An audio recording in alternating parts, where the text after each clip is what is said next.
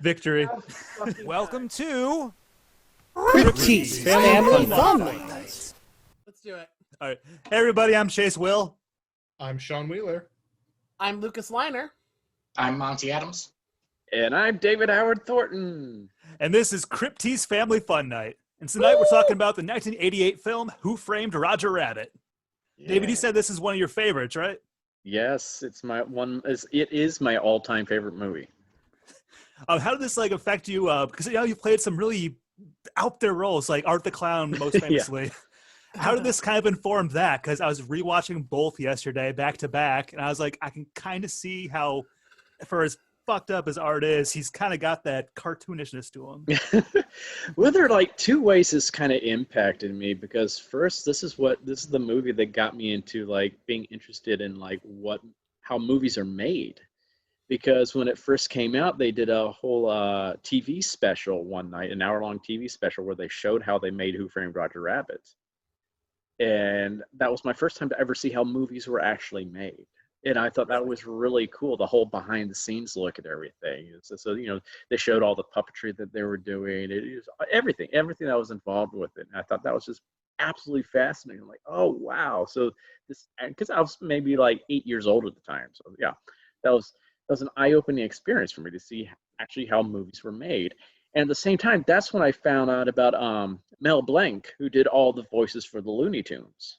Oh, really? Because this is one of his last big things when he did this film. And I did not know that one man did all the voices for Looney Tunes at the time. And I was like, oh, wow, that's one guy did all these voices. And that's when I learned more about voiceover actors. And I was like, I want to do something like that. I would love to be a voiceover guy one day. I would love to do cartoons one day. And that's what started the ball rolling with me for also learning how to do imitations. Would you guys, is this anybody's first time seeing this, by the way? No, not at all. This is a classic movie that I grew up with, so lots of love. Yeah. Oh, yeah. Lucas, what'd you think of it? I this is my second or third time seeing it, I think, and it's just I mean, as you do on subsequent viewings of a film, I picked up on so much that I didn't the first time. I might have still been in high school when I saw this the first time. And it was just, oh my God. I grew up watching Boomerang and seeing all the seeing all the classic tunes and that. So getting to see them bringing it up as far as from the early in the 20th century to the 80s, the movies from 88, of course, was just, it's amazing how well the humor translates and how that kind of animated slapstick doesn't age. It doesn't really, it's timeless. The graphics actually aged really well. I mean, considering all things, it was 88, oh, yeah. 89. The movie still looks really good, but I also think what is, to me, something very impressive about the feature. A lot of the movie, is very bright. It's outside. They do have night scenes and stuff, but despite all of that, despite the color tones and the zaniness and the slapstick, this is still a straight noir film. Yeah. And it is done perfectly. Step by step, not a beat is missed, not a scene is wasted, but they incorporate this other crazy aspect to it that somehow they're able to meld the two and make a movie that is literally appropriate for such a variety of audiences that it's mind-boggling. Yeah. I gotta say, as a kid, Dr. Doom character, or not Dr. Doom, Judge. Judge Doom, yeah. Not Dr. That's a whole different character. Different character. It's a triple crossover. But Yeah. that character scared the gosh. shit out of me as a kid when I watched this. That was a creepy-ass character. Yeah. I mean, I've always loved him, but that's also partially because I was a very weird kid, and two, I have an absolute love for Christopher Lloyd. Yes. He informed on me from such a young age. He's literally the only celebrity I've gone out of my way to get his autograph for. Oh my God, that was love it. I was at Spooky Empire last year, and I was getting my makeup done and everything like that in the green room, and my manager comes in. He's like, "Hey, David, we got someone here that wants to meet you guys," because Damien was doing my makeup, and we're like, "Oh yeah, bring him in." And we just hear this, "Oh wow!" Look up, and it's Christopher Lloyd. We're like, "Oh my god!" Fucking And this big smile on his face, and just like, "Oh my god!" Isn't like Damien even made this sound I've never heard come out. He just went, "Oh." It's like he just orgasmed right there. It was just, it was just amazing. It was like, oh my god, this is like, it's like Christopher Lloyd is like my childhood. Right. He has so many characters from so many of my favorite movies, and just like, it's Christopher Lloyd. What really struck me when he shook my hand is that I have big hands and he dwarfed mine. I was like, yeah, my God. Like, that man's got hands. Yeah, but he's so sweet. He's very quiet, calm, reserved man. Just so kind. I was like, oh wow, I was oh. That was a legend. I think he's one of those the proofs that, because if you look at his body of work, it's insane. Although not all of his stuff is super mainstream or well known. Yeah. But I think he is like the poster person for, if you're nice and you do good work, you will work forever. Yeah. And diverse too. Oh yeah. I mean, I've seen him play everything from, nice and child friendly, engaging characters to that man's gonna eat my face. Yeah. He's just so good. He's just so good. Because they had a pretty wide stream of movies in the early 90s. There was Camp Nowhere, then a while before Dennis that. the Menace. Yeah, he was in that. He was in Switchblade Sam. Obviously, the Addams Family films. Mm-hmm. Oh my god, yes. Yep. I mean, yeah, he had a really, I think he had a lot more visibility and got more notable roles following the Back to the Future trilogy. Yeah. But I mean, Taxi. Oh yeah, but Reverend Jim, I'm like, my god. But I mean, one of the things I love about it, he never let it went to his head. He was just happy to keep working. Mm-hmm. And I mean, I'm thrilled when he pops up in even small cameos in movies, because it's like, man, like, it's always a treat. Yeah. It's just like, just that voice. He's got that unmistakable voice too. It's just like, oh, I just love the guy. And it's just like, and then, of course, his character in this movie was just, God, he was just evil personified. And that's what I love too. It's like, people don't understand, they don't know that, who his, because, they never reveal in the movie what tune he was. Because, you never really see him outside of his Judge Doom disguise, because that's a suit that he's wearing. So, but they revealed who he was intended to be, and they said they wanted him to be the most vile villain of all time from all cartoons. And who would that be? The hunter that killed Bambi's mom. Oh shit! That's who it's supposed to be. That's awesome. All right. Fair. Makes me want to rewatch that movie with that context. Oh yeah. Oh, it's like, oh, this is brilliant. And he was also supposed to have a vulture that was supposed to be with him as well, but they nixed that idea. One of the things that I know they tempered down, I love the fact that originally they were supposed to be 7 weasels to mirror the 7 dwarves. Yeah. I thought that could have been a really interesting shtick, particularly if you gave each one of them like a vile trait to mimic the good traits of the other ones. Oh yeah. Oh yeah. That was a great idea. I was just like, because the weasels, they're just such great characters too. And they were such a a lesser known character from animation. Oh, there's my cat. But they were people forgot about them from the Legend of Mr. Not Legend. Legend of Sleepy Hollow, some Mr. Toad, Winter of the Willows special that they did back in the day with Disney. Yep. That's where the weasels first came from. And there's so many little things to catch in this movie that I just really delight. It's like, I love the fact that over the tunnel to Toontown, the signal at the top is Felix the cat. Yeah. Which I'm just like, perfect throwback to, probably the earliest icon in animation. Oh yeah. And then little things like, the record he finds them playing is The Merry-Go-Round Broke Down, and then that's actually the song that plays when Eddie Valiant's doing his Mhm. shtick at the end. And Right. if you catch it and you listen, that's the song that they sample for the opening sounds to Looney Tune cartoons. Yep. Oh, so the mountains. That's the thing. Is like every time I've watched the movie, I find new details that I didn't see before. Like one of my favorite ones that I never really saw until I had DVD, because I could really pause it really well, was when the train that hits the Ditmobile after it busts through into Toontown, and that train goes boom, goes through it. Every single window in that train has a different murder scene in silhouette. Oh my gosh. Wow. It's really cool. You like see someone being stabbed, someone being hung, all that kind of stuff. It's just like that's one of those things like you wouldn't see that in the theater because that happens so quick. It's like zoom. It's like that's that kind of detail that they put into this film. That's that just shows the love that they had. These animators were having so much fun with this. Oh, speaking of the animators, do you know about the Warner Brothers bait and switch? I'm not sure if I do. So Warner Brothers, even though the movie was set in the 40s, they wanted their characters drawn and portrayed as they were at that time.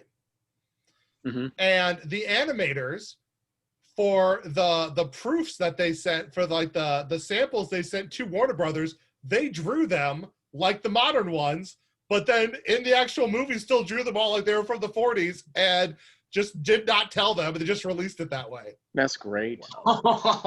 That's great. That's a brilliant thing that they did. And they did the same thing with Mickey too. He had his the look from that time period as well. That's the thing. It's like both Mickey and Bugs have gone through so many evolutions in their look over almost 100 years now, which is crazy to believe. But it's just like Plus, that's what I love about that scene too. Mickey and Bugs together on screen, just like Daffy and Donald, and it's like, but they gave those two characters they worked out that deal with Disney and Warner Brothers that they had to have equal screen time, equal amount of lines, everything. So one wasn't favored over the other. Wow, some nitty gritty. Well, yeah, but I also think for those four big characters, I think that's fair. Yeah. And also, Worth it.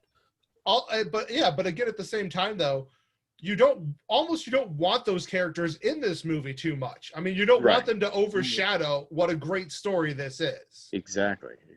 And that's what they handled it so well, especially with Daffy and Donald. The Ink and Paint Club scene with the Hungarian Rhapsody. I mean, that actually kind of introduced me to that song too, and I was like, I love this song. It's so crazy. It's great. Dueling pianos. Because that's when I first started taking piano lessons too. I was like, I want to be able to play this one day. I still can't play it. It's so hard. It's a very, very hard and challenging song to play on the piano. What I find funny about that scene is that Donald just howls Daffy, but he still can't do jack shit when you play Kingdom Hearts. I just got I just that continuity just did bother me a little bit. Monty, is this your first time seeing this?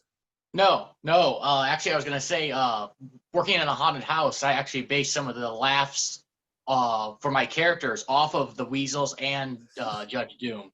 Especially like Psycho. Yeah, well, I play a comedy and tragedy character. I'm all black except for my face, so all you see is two faces coming at you, and that manifold laughter, it just drives people up a wall. It works. Gotta kill the rabbit. Oh my gosh. Something else I really love about this movie, I can't remember the name of the specific character, but the bear type character that was from Song of the South, which shows up a couple different times in this movie. And it's weird to think even now, that at that time it was still okay to throw him in there.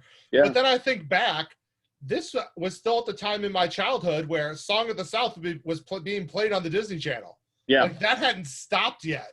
So that's really interesting to see some of that stuff going on there where you're like, ooh, if somebody got real touchy, they could go at this movie. But I think I love the fact that it was made at a time where those considerations didn't quite have to be made yet, because those were the big animated characters at the time.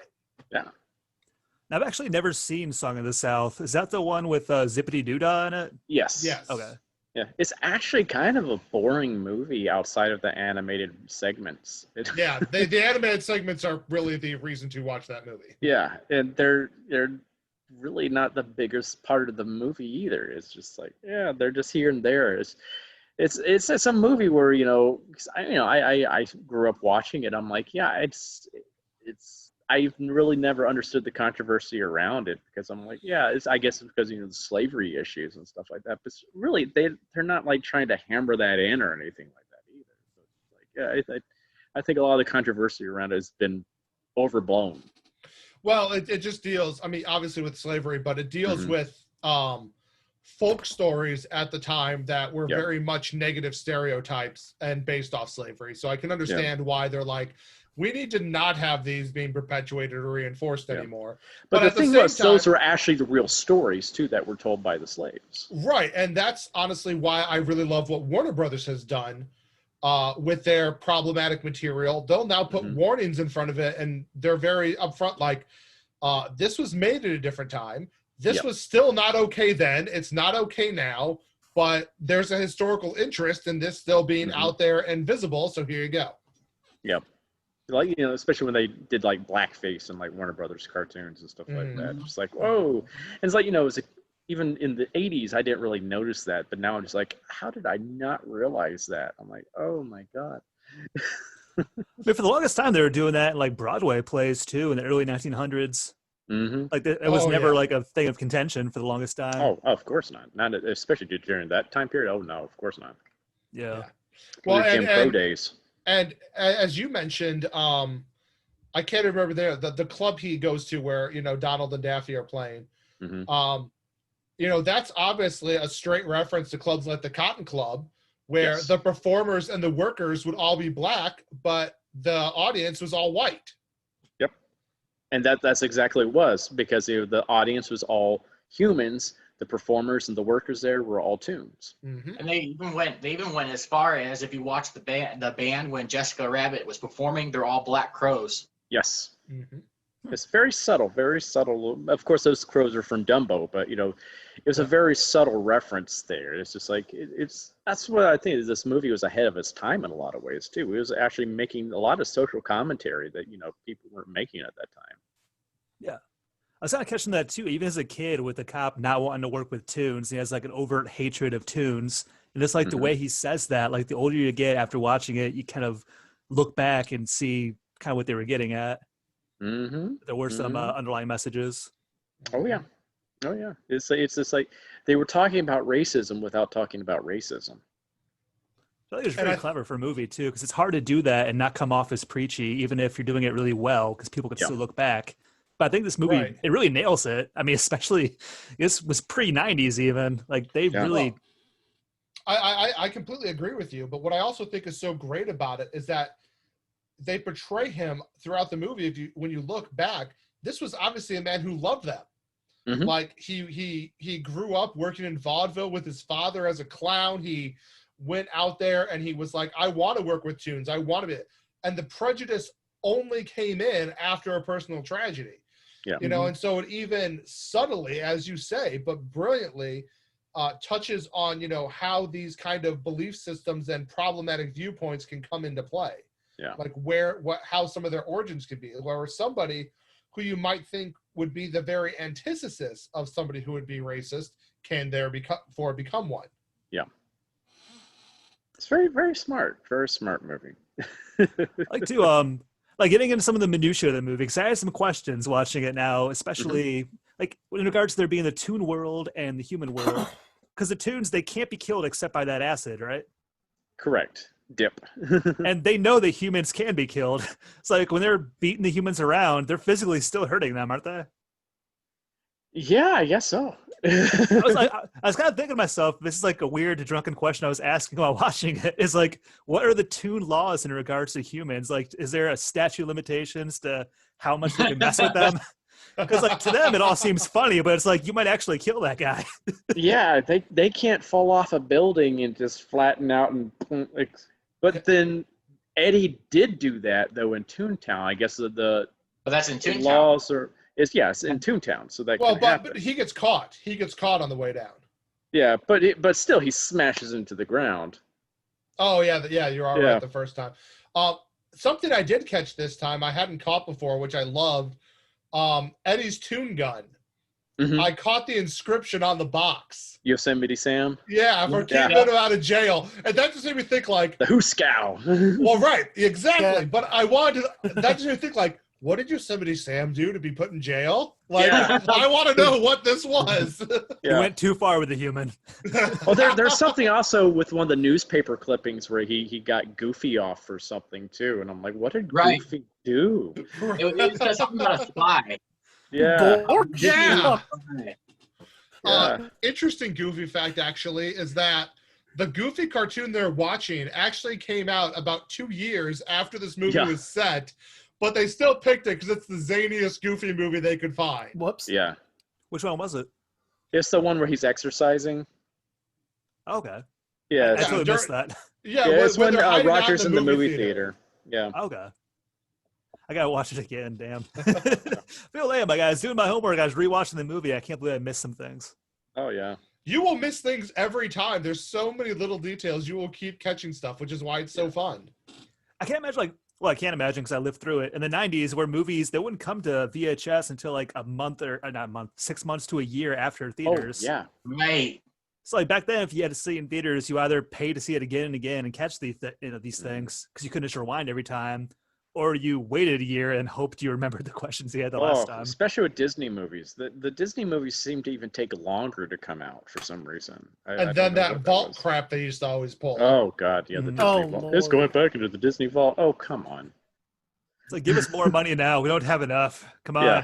Give it We're to us going to now. do forced scarcity. Forced scarcity to make you pay for it again and again. Yeah. I was like, and now they have premium access for Disney Plus.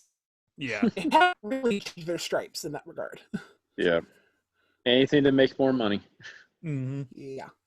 Yeah. So if they're to remake this film, first of all, do you guys think this is a movie that could release now? If they were never released in the late 80s, they're just now releasing it, would it work? I don't know. If they did it now, they'd be doing all the CG with it, and that would just take away all the magic. Mm-hmm. And that's what's so wonderful about this movie. That's like all that animation you see in there is hand-drawn animation. None of that is CG, really. Wow. It's just that was someone sitting there and painstakingly drawing each cell, and that's what I love too. Is like there's a terminology that's they use now in the film world to see either bumping the lamp or bumping the light. Yep.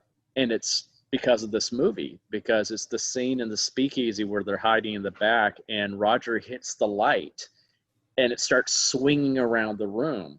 So it's casting different light sources on everything. So they had to animate this constant moving light source on Roger too, just to add that more of the believability that he is actually part of this universe.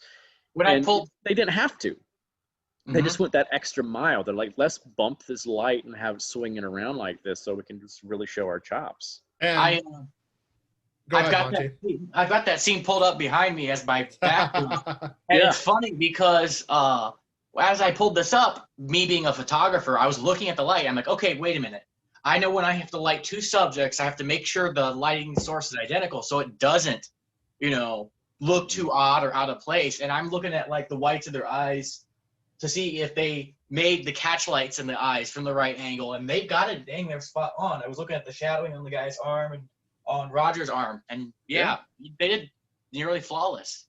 It's amazing. It's just the small little things that just like you don't even realize you're seeing happen because you're just totally engrossed in the universe. Mm-hmm. I'm in complete agreement with you that I don't think they could do this today, but also for completely different reasons. Just because of how condensed down the entertainment industry's become with major organizations and with, Warner Brothers being, an HBO altogether, being one of the giant entertainment moguls, and then the same way with Disney being one. I don't think you would see right now that level or willingness of cooperation because I think they're too guarded of what each of them have to want to give any advantage to the other side. Yeah. Yeah. Now, I did have an idea a few years ago. Like, if they ever wanted to do a sequel, what they could address is the move from traditional cell animated cartoons to CG, and how hand drawn animation is dying out now, just like how it was with the black and white cartoons back in this film. And addressing that, it was like, okay, everything's going CG now, and how are we going to deal with this? I would love to see them, because Studio Ghibli is a part of Disney. Oh yeah. Yeah, but their streaming rights are owned by Warner Brothers. Oh shit! Okay. It's all a tangled mess. Oh, it really is. It really is. Yeah, I think the story we got, which we talked at length about, the story itself, I think, could be done. Yeah. I don't know that it would be like rejected, except by, the people that we would expect it to. Let's be real with ourselves. But like I say, all of the collaboration and the technique and all of that would not be the same story. It really would not be the same movie by a long shot. Yeah, right. It was the time it came out was a perfect time for it. Mm-hmm. Yeah, I would really like to see that though, with like the CG characters kind of infringing on the Toontown as it is. They wouldn't be able to tell if they were part of the human world or part of their world. Yeah, it's like 3D animation versus 2-dimensional animation, all that kind of. There's a lot of stuff, and this is the obsolescence that they're having to deal with. Yeah, it's like, oh god, because now basically all animation now for like films is CG. Mm-hmm. Well, and even when they're still doing more of the flat 2D style, that's now being done with computers. Like, it's not being hand drawn anymore at all. Very rarely, if at all. Exactly. Yeah, like the only thing that's been animated like by hand was the game Cuphead. That's the only thing that I can think of any, and that's a video game. You can't think of any movies or television shows or anything along those lines that have been that have had that old technique. Really. What I will say though, there is an old technique that has been making, if not a resurgence, but at least there's a company keeping it alive. And I give a lot of props to Leica, because they're keeping claymation going. Yeah. And they're doing only minimal infusions of CG with that, which I think is great. Mm-hmm. Claymation. That's stop motion animation and claymation. I just think is an amazing, craft in itself. Like Nightmare Before Christmas. I'm like, that's insane. Just how it takes basically a whole entire week just to get 1 second of footage. Mm-hmm. It's like, that's insane. It's respectable, but like, I don't know, I've never found a claymation movie that I enjoy. What? Mm-hmm. You watch like the Raisins as a kid or anything? The Christmas Raisins? Oh, no. That's a great special. Monty, check out some of the stuff from Leica, like Coraline or Paranorman. You might know it. I watched it. I didn't care for it. Like, I don't like any of Tim Burton's animated films. I like his live action films. I'm judging you. Those are not Tim Burton, but you're fine. Something I want to bring up about Who Framed Roger Rabbit is a couple of casting things, which I'm guessing David's probably in. I don't know about everyone else. Mm-hmm. So they originally wanted Bill Murray for the part of Eddie Valiant. Holy shit. And turns out, but they didn't know how to reach him. And when he read the interview where this came out, he was in a public space and he still screamed his head off because he would have loved to do it. And he was so pissed off that he didn't get it. Oh, that my his agent got fired. No, it's just like somebody got their ass reamed for that. I don't know if he had gone to his phone by this point, because I don't know if Bill Murray doesn't have an agent. He has a phone number, and you call it and you leave a message with your pitch, and if he wants to do it, he'll get in touch with you. Wow. Yep. Yeah, no, that's true. Also, apparently Tim Curry auditioned for Judge Doom. I can see that. And the people who witnessed the audition just said it was terrifying. And his performances, and I'm just like, oh, I would have loved to see that. As much as I love Christopher Lloyd, just the like, let's see a hard R version of this with Tim Curry. Oh my god. I was gonna say, I almost wonder if they didn't cast Tim Curry because it was too dark. Yeah. Oh yeah. What I like about this though is that it's also like a scary movie for a kid to watch if you've never seen it before. Like it's definitely got some terrifying moments. Oh yeah. Oh god, just the shoe scene is just like that's Oh jeez, that was. It's a shoe. It's a shoe. That's all. It's a little squeaky shoe, and we're just like, oh god. That brings us back to something that Chase was bringing up. You know, he talks about what are the laws for humans, but like, he escaped a box. How is this an executionable offense? What are these laws that are applied to tunes that this guy can just indiscriminately murder them? No, see, if they make a sequel, we need the other shoe to get revenge for his brother. Perfect. Comes back to kick ass. Like kick somebody into a vat of the dick. Yeah.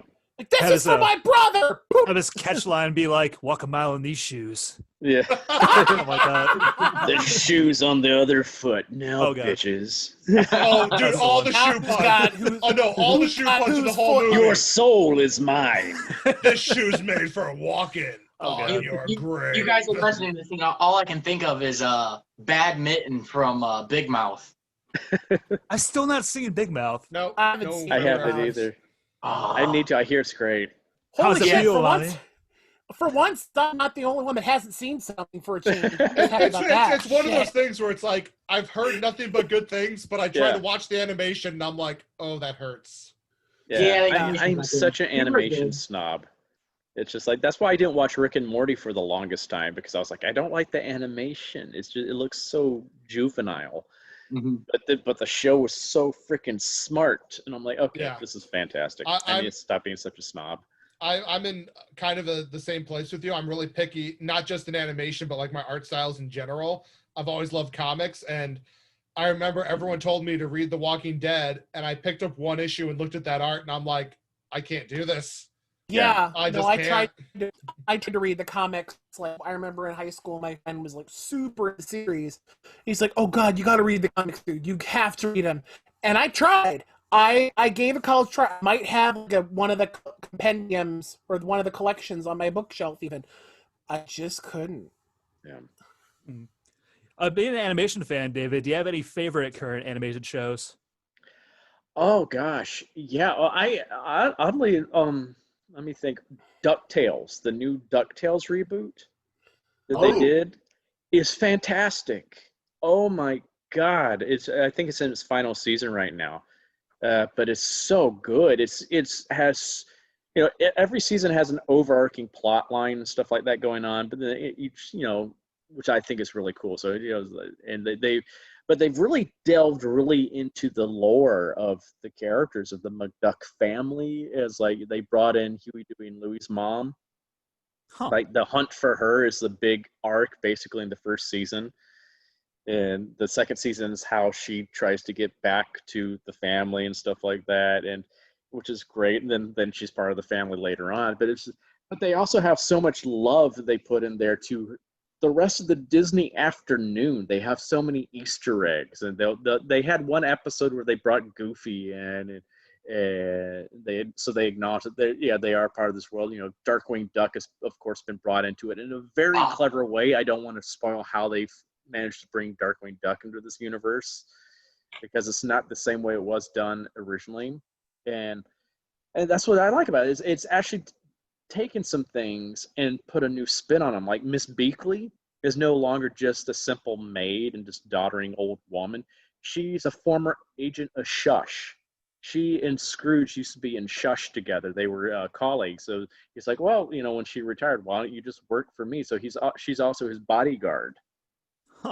And she's badass. And Webby is not the little annoying, oh, so cute. She's like this little hyperactive little badass herself. Kate Minucci plays her, and she's just wonderful.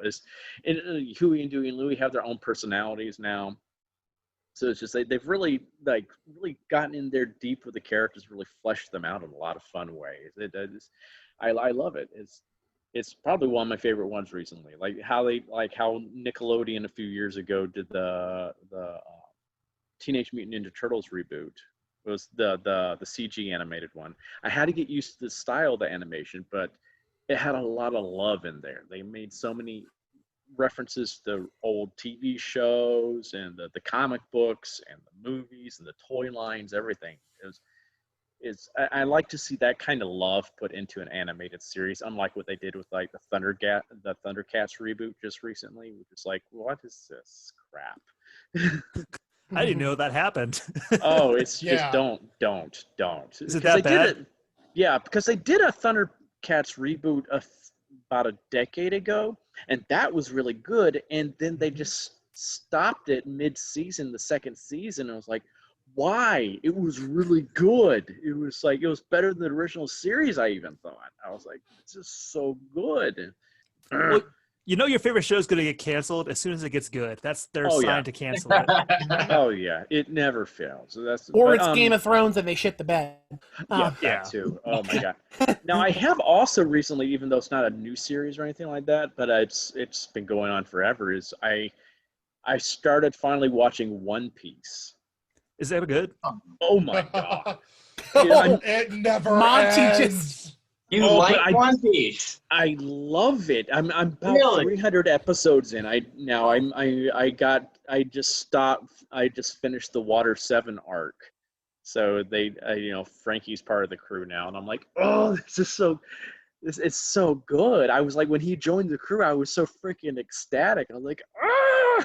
I might have to give that a second watch because I don't know. I got like a season or two in, and then I kind of lost interest in it. It's like they make references to, I mean, here I am 300 something episodes in, and something that happened in one of the first few episodes is referenced. It's like, my God, this is just, the characters of this are just so great. It takes a dedicated fan base to remember those if it's referencing like 100 episodes back. Oh, they have, I think, over 900 episodes of this. They haven't dubbed them all yet, but there's 900 episodes that have been released, at least in Japan.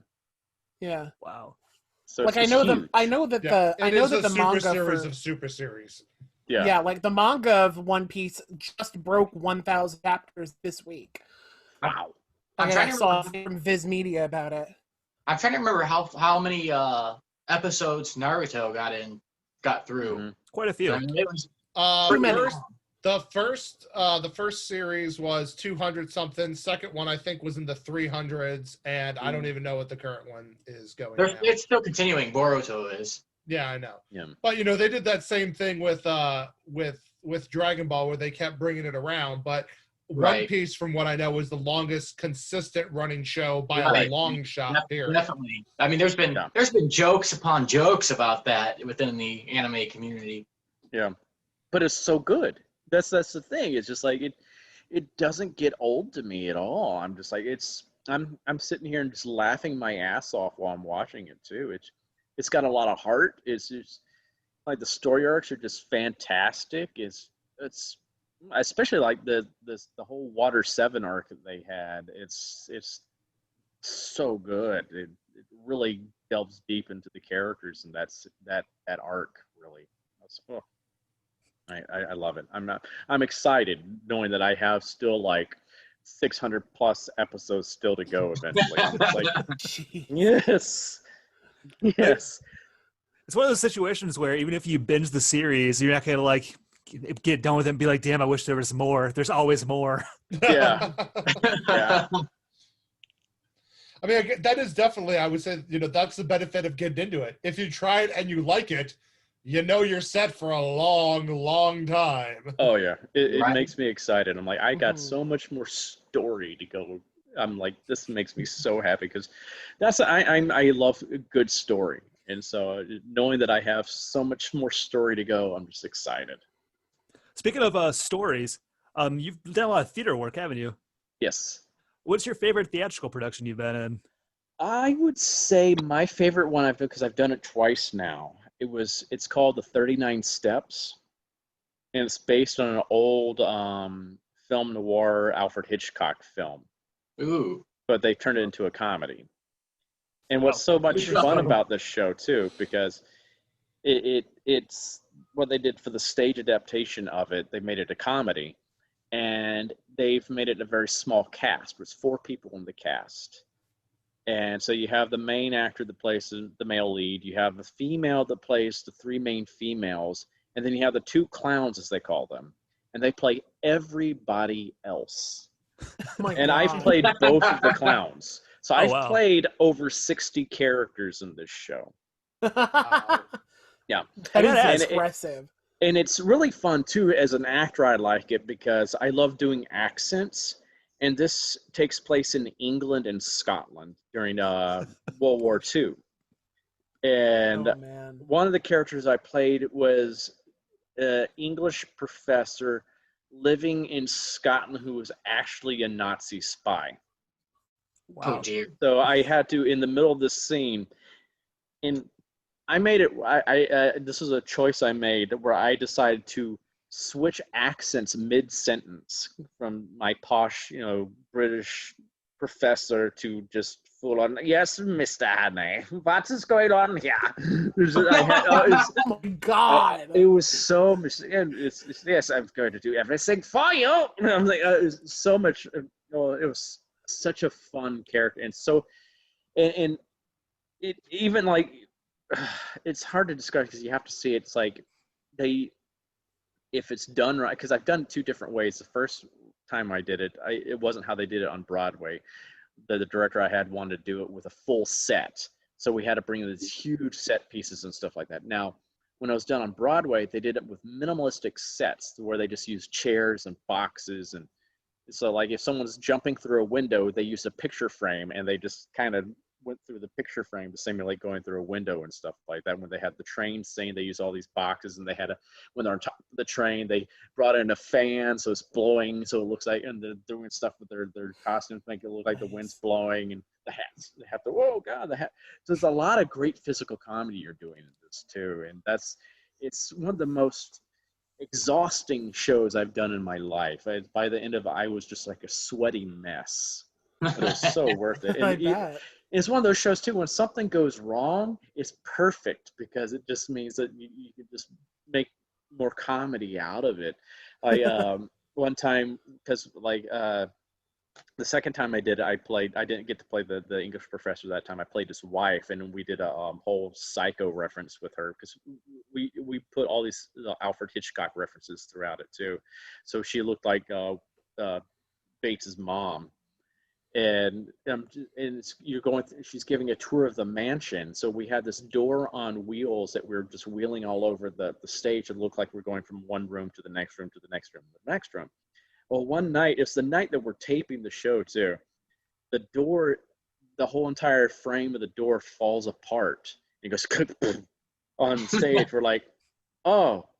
And, I just went with it. It's like, so we're not going to go in this part of the house right now because we're getting renovations done. And I just made this whole routine up while my cast, the 2 cast members are trying to get this door off stage. And it's just like, yeah, we're just making the whole thing happen. Another time when I'm playing the first time I did it, I was playing the villain, the Nazi spy. And I had my mustache on. And it's during my death scene, and my mustache, because I was sweating so much, started to pop off. And so I'm over here doing stuff, and I'm just, aha! It always happened in the show. So every time this would happen, I would do something different with it. It like one time, it just full on falls off my face. I'm like, ah!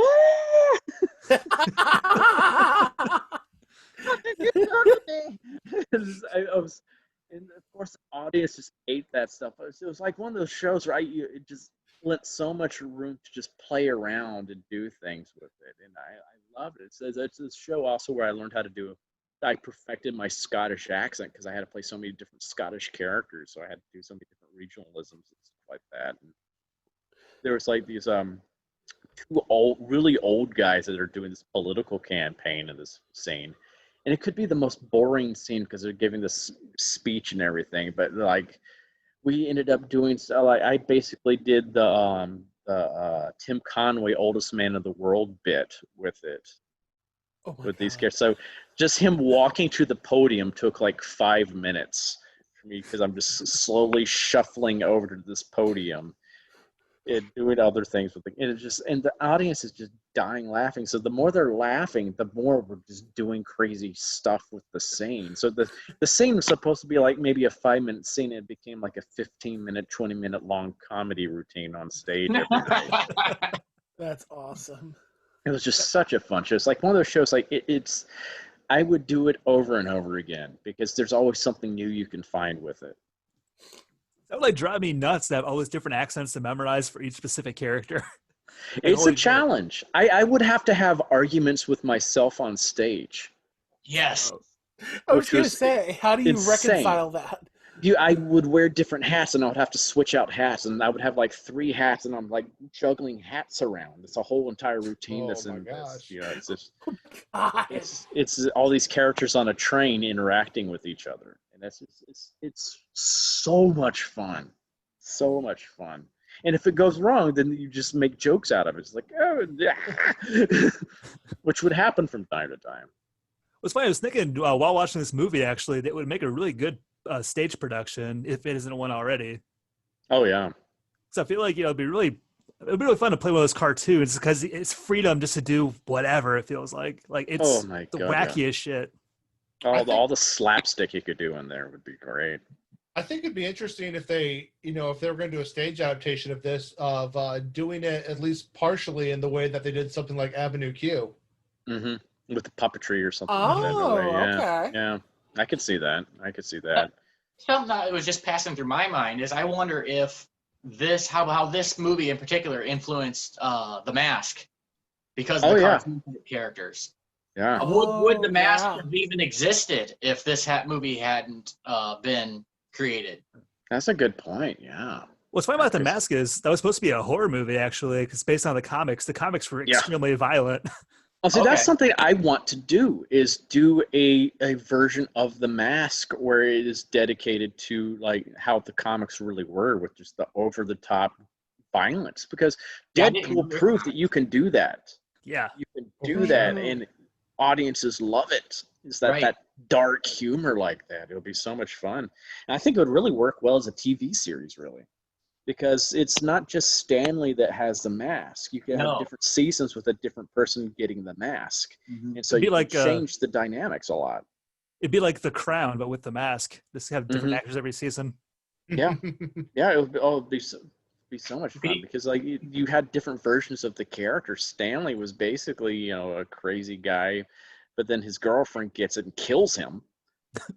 And then she does that. But then Calloway, the police officer, he gets him, and that's when that mask really becomes more of a superhero type of character because he's still a police officer. He's still got that mentality, so he's more like, okay, I'm going to use this to save people.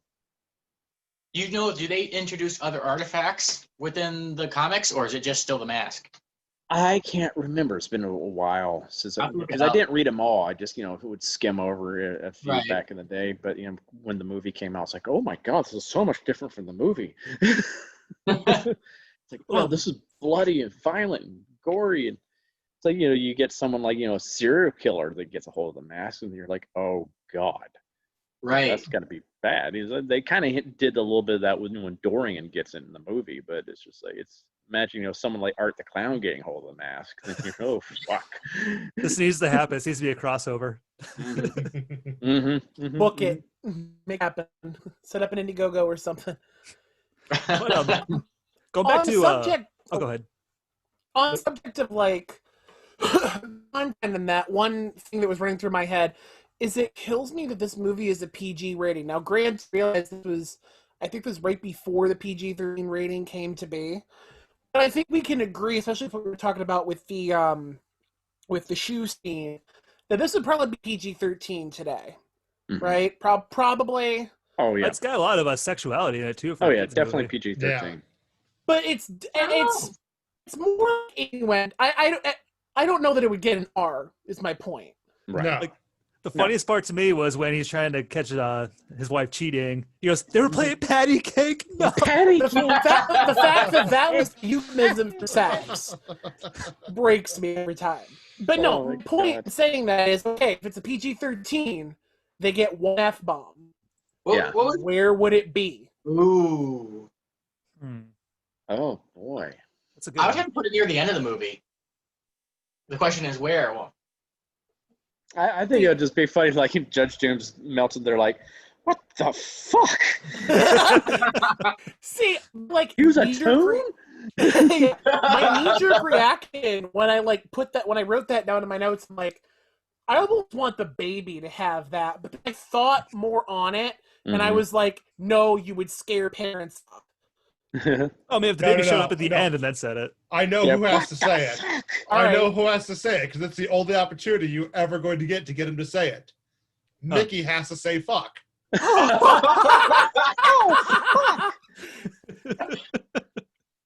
Oh my God. What language right there. Mouth is never supposed to go blue. Horse Mickey. Jesus. To go back to the influences from this movie too. Did you guys watch that newer movie, The Happy Time Murders, where it's humans and puppets? I fucking hated that movie. I didn't get to watch it, but I was wondering how influential was this movie on that? Yeah, maybe a little.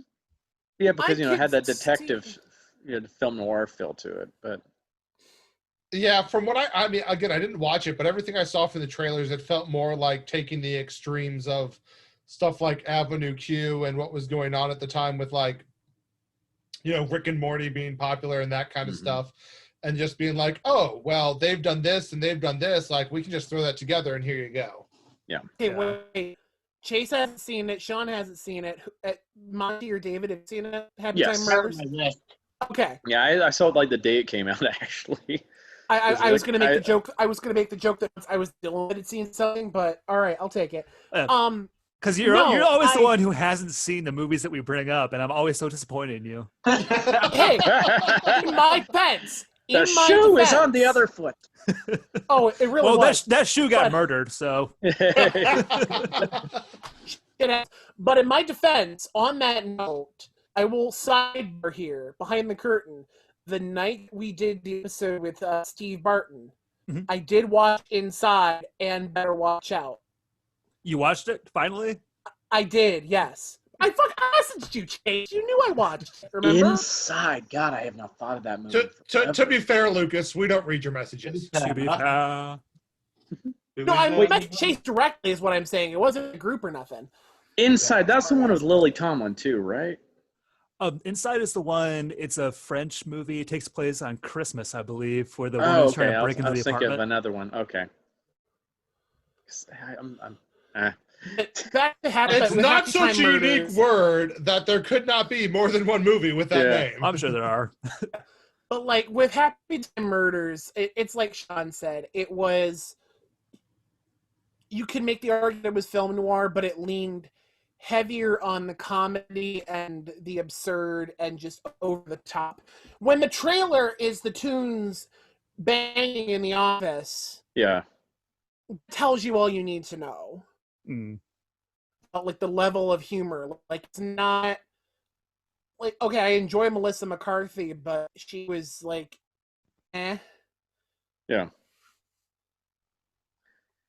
It was trying too hard. I think they were trying to be too risque. Like, oh look, we're being edgy, and I'm like, no, it was too forced. It was forced. 20 years ago, that would have flown. Yeah, like in the early days of South Park, and that could have made it. Now it was like, dude, catch up. Like, welcome to the fuck party. Yeah, it's like kids watch this stuff now for breakfast. It's like, it's not going to offend anybody. Yeah.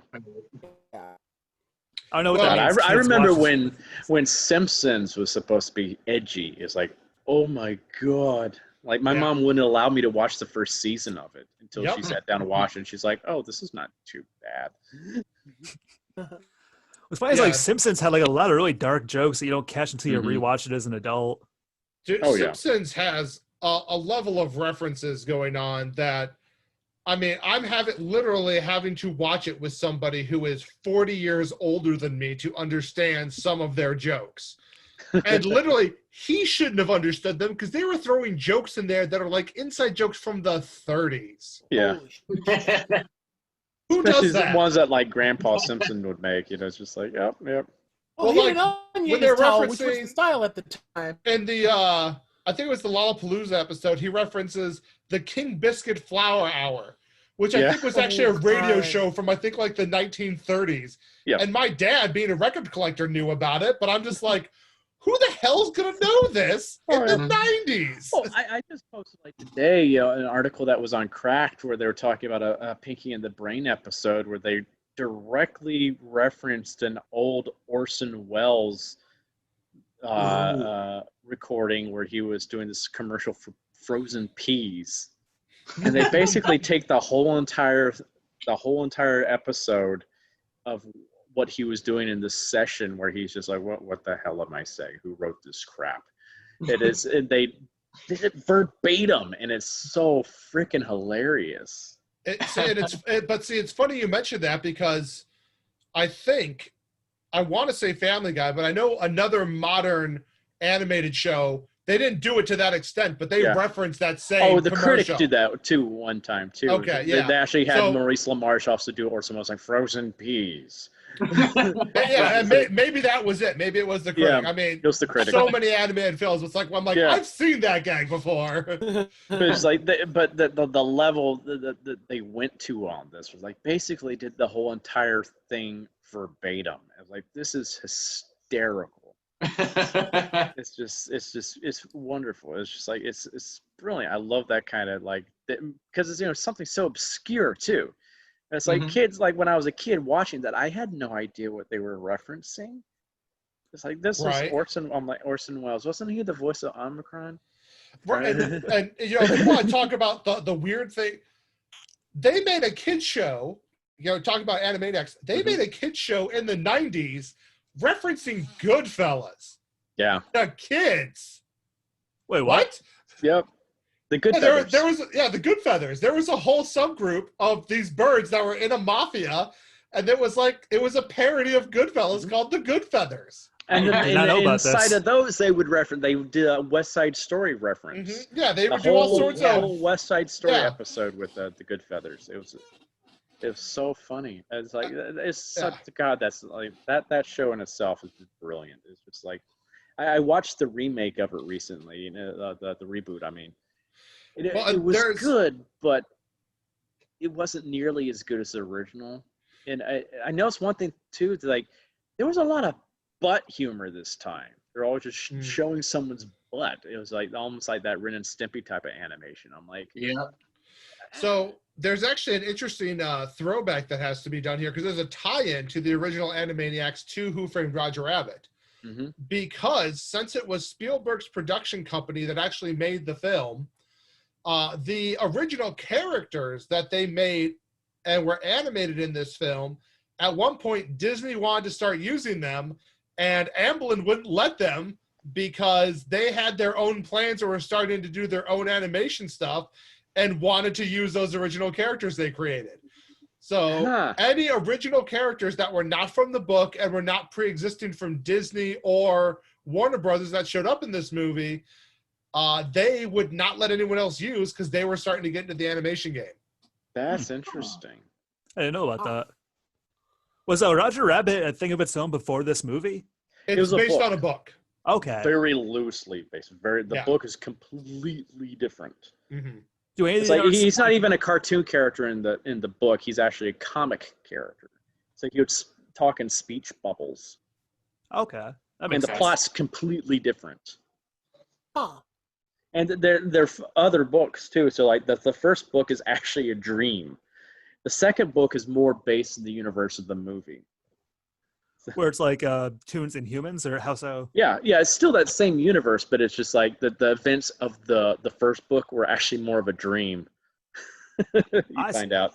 Because like I think the second book came out after the movie came out, and they're like, okay, now people want to see it all in this universe, so we're gonna have it in this universe now.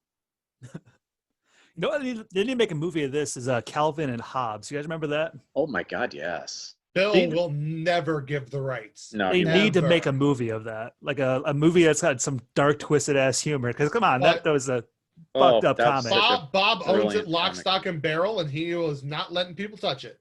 No, and in a way, I don't blame him though, because he not at all.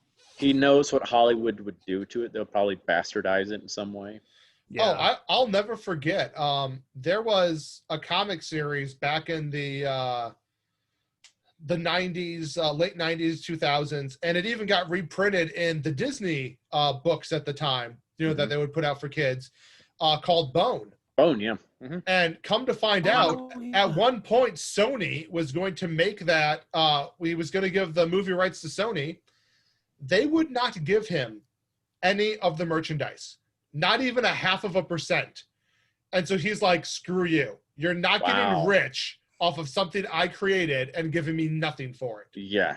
So that's why there's never been a movie or a animated adaptation of it, because he's like, it's done well for me and it was my creation, and nobody wants to treat me right with it. So I'm good. Yeah. I don't blame him. I do not blame him. I mean, Damien has kind of had that same kind of reaction to things that have happened with us with Terrifier when we're trying to get studio support for Terrifier 2. We had, I'm not going to name them, but we had a studio that wanted to, put up money for the movie and stuff like that. But they wanted, first of all, they didn't want to give us the money that we wanted for the movie. They wanted to just give us like $750,000 to make it, because like, well, you made the first movie on $50,000, so it's ridiculous. But then they also wanted most of the creative control over it too. They wanted, that Dame was like, absolutely not. That would be the kiss of death. Yeah, absolutely. Yeah. Yeah. Go ahead. Oh yeah. Well, see, that's the thing. We talked because at that time we were doing conventions and everything. We told Heather Langenkamp about that, and she was like, "Oh, thank God you didn't do that." She's like, good. Because she said that was Wes Craven's biggest regret about what he, when he handed over everything for Nightmare on Elm Street. He's like, he lost all that creative control over it and everything like that. And it's like, oh man. He's like, yeah. He's like, she said that was like one of Wes's biggest regrets. Yeah. I mean, I can't imagine if it became a game of the next director gets to kind of choose Art's next adventures every single time, and there are no creative control from the original creator. That would just, because what set Terrifier apart from me as a viewer was that it was so much one person's vision.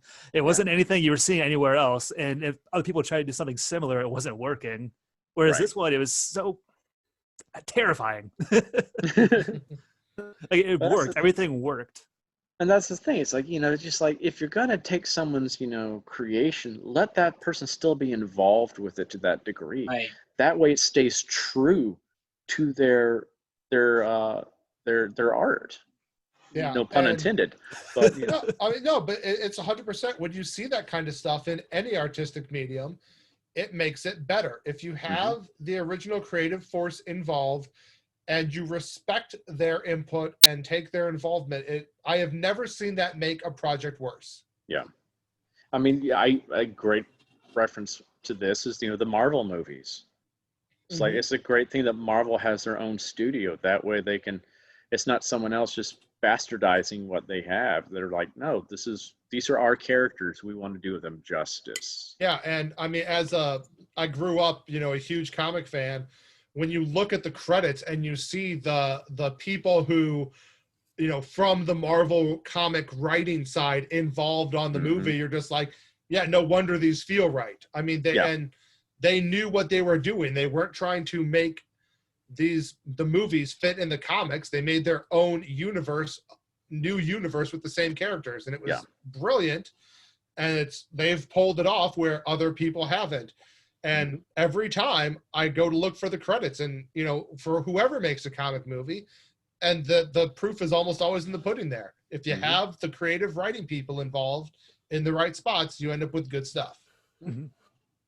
This complete lack of compromise. Yeah. I think compromise is what kills everything when they make too many sequels. It's always this compromise. Yeah. Especially with the studios, because they're like, hey, we want to do this thing. We want to, and like, and I hate saying it, but usually those guys in the suits, they're not creatives.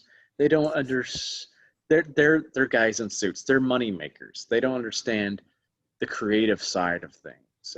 They don't have that same vision in that way. They don't have that creativity in that way. They're just so cookie cutter. Well, we know this is going to make money if we do it this way, this way, and this way, and this way. And that's when you get these so many, and I will use horror movies as an example. You get so many horror movies that seem exactly the same. Because they're like, oh, we'll stick to this formula. We know this exact formula works, so we'll just do this. This is how these movies will be made. Yeah. You got to take risks sometimes. Yeah. It's like now it's all jump scares and twists. So it's got to be a twist at the end now. I think ever since M. Night, I think that's what introduced that one. Yep. But that's where going back to Roger Rabbit is like that was a movie in itself. It's its own. It's separate from everything else that was out there. It's its own creative thing. It's an island to itself. And something I find interesting. So Robert Zemeckis had final cut say on the film. And the first screening they did for 18 and 19-year-olds. Mm-hmm. And it tanked. Ooh, Really? They didn't like it at all. And his response at the end of that test screening was, I'm not changing a thing. He knew what he had. He knew what he did. Mm-hmm. And it showed. I mean, yes, it was one of the most expensive movies made at the time at a budget of, I think, about $70 million. But it went on to make $300 some odd million, which made it one of the top grossing movies of that year. Yeah. And it just goes to show, it's like when somebody has a vision and knows what they're doing and sticks to it, and as you say, doesn't compromise, that's when you get great stuff like that. Yep. There was like one scene that was cut from it that I had seen on I had gotten a whole 25th anniversary Blu-ray of it. The pig head scene. Yep. Where it has like made a pig head on him, and like watching the scene, I can understand why they cut it because it did the reasoning behind it was it like slowed the action down. It really kind of was an unnecessary kind of hiccup in the pacing, and like okay, they say that, but is it really? No. If you watch it back, it was like it's a cruel scene. A small part of you might wish it was in there, but you understand why. Yeah. And explains why Eddie was in the shower when Jessica comes right. in. Like, yeah. like, was the only thing it really did to it was like that continuity of, wait, why is he in the shower? Because he was trying to wash off the ink from the pig. Yeah. Mm-hmm. It was that they had that scene. They also had a scene because I remember, and it drove me crazy for years because I'm like, I swear, because when I saw the movie, the scene wasn't in there, but I remember seeing this scene in the commercials, and I could never find even YouTube videos of this commercial, but it was this, I think, in one commercial where it showed like the Toons running through the desert or something like that, and I'm like, what was this about? There was it was like some kind of chase scene going on with all these different cartoon characters running together. I'm like, hey, I remember this. I'm like, I remember this vividly. But it was never on in the film. I'm like, what was this? And it was apparently a whole entire scene. It was Marvin Acme's funeral. And it had all, and like Foghorn Leghorn was supposed to be officiating the funeral and everything. Oh, that would have been cool. Yeah. So before we wrap up here, does anybody have any final thoughts on the movie? It's the best movie ever. It's because I love it so much because it has everything I love in a movie. It's got action, it's got comedy, it's got romance, it's got a great mystery, it's got a great villain, great heroes, everything. Just great musical numbers. It's got animation. It's got everything I love in a movie. What about you guys? I mean, I think it stands the test of time. I mean, here we're talking about this movie. It's been, 32, 30. Yeah, over 30 years later. Visually, it still looks great. The story's fantastic. The acting's phenomenal. This is a movie that just really hit it out of the park, and I don't think it's going to ever not be in that conversation. And to that point, not too long ago, it was put into the congressional record. So it's one of the ones preserved for all time. Yeah. So there you go. Yeah. David, what do you have coming up, and where can people find you online? Yeah, well, of course, there's Terrifier 2 coming out sometime this year. Fingers crossed. Yes. Wallace in comment. Yes. Yeah, I finished filming like my last scene a few weeks right before Christmas. It's a big, huge kill scene in this movie. It's insane. Is that the one? Is that the one I'm hearing about? The one where everyone says if you thought the hatchet or not the hatchet, the saw scene. Wow. Yeah, it's brutal. Like, it took us 5 days to film it because it's so prosthetic heavy. Wow. There's so many prosthetics used in this scene, and it's so much blood. It's just Damien, like, because he couldn't wait to start editing it, and he contacts me while he's mid edit. He's like, dude, I'm getting lightheaded editing this right now. Oh my God. It's like I have to take a break because I can't. It's just like this, and for Damien, of all people, to have that kind of reaction to what we filmed is telling you something. We've seen this sick shit.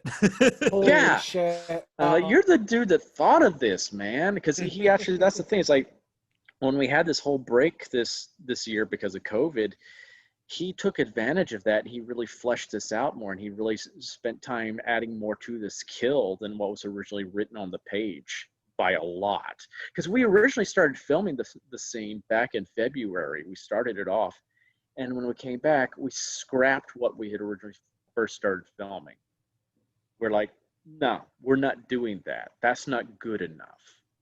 Wow. That's not, and so we redid the whole start of the kill, and I'm like, and that itself made one of our crew members back in February walk out of the room because he was going, I can't right now. So we've added so much more to what was originally intended, because he's like, let's just swing for the fences with this one. Let's just go full out for it. So that's what we did. And I've seen a rough cut of it already. I'm like, oh boy, people are going to be mad at me. They are going to hate Art at the end of the scene. I think they're going to be so disgusted with him. And they're just going to be disgusted in general. It's gross. It's gross in some ways. It's just, I was squirming watching it. I was like, oh my God, I did that. So it's I can't wait for everybody to see this. So, he's busy editing everything right now. And so, after he's got it all edited, we're got to start shopping around, distribution and stuff like that. So once we get that all squared away, we'll release it. So I'm anticipating a mid 2021 release, hopefully in some shape, form, or fashion. If that's a road show or straight to streaming, I have no idea. But we want to get it out there as soon as we can for everybody, because we can't wait for everybody to see this thing, because we're so proud of it. I think Damien really outdid himself on this one. And I think we all did. The whole entire cast and crew outdid themselves on this. We're like Damien's even said, if people hate this movie, he doesn't care, because he's proud of it. That's good. He's really proud about what we pulled off. So we have that, and then I start filming this other film, a horror film called Stream, in I go next week, I think. Late next week or something like that. So that's going to be fun. It's not going to be nearly as taxing for me because I don't have to wear all the makeup this time around. I just get to wear a mask over my face. I'm like, oh, that's going to be so much easier. Because with art too, there's a lot of that physical. It's almost like a mime. Is that what? Yeah. I do a lot. Actually, this character I'm playing in Stream is very art-like in a lot of ways too. So, but I'm trying to find ways to differentiate himself from Art, especially mannerism wise, because he's more of a comedic type of villain, but I'm finding new things to do with him. So it should be fun. I'm excited. I'm very excited because we got an amazing cast. And like for one, Jeffrey Combs is going to be basically the main villain in this one. So well, we got some other names they haven't released yet that are pretty big names in horror, and that even just have small cameos in it. I'm like, it's a lot of the universe is coming together for this movie, so it's gonna be exciting. Nice. Yeah. All right. Well, this has been CryptTeaze Family Fun Night. Thank you guys so much for joining us. I'm Chase Will. I'm Sean Wheeler. I'm Luke Kleiner. And I'm Monty Adams. And I'm David Thornton. We will see you guys next week. Thank you so much.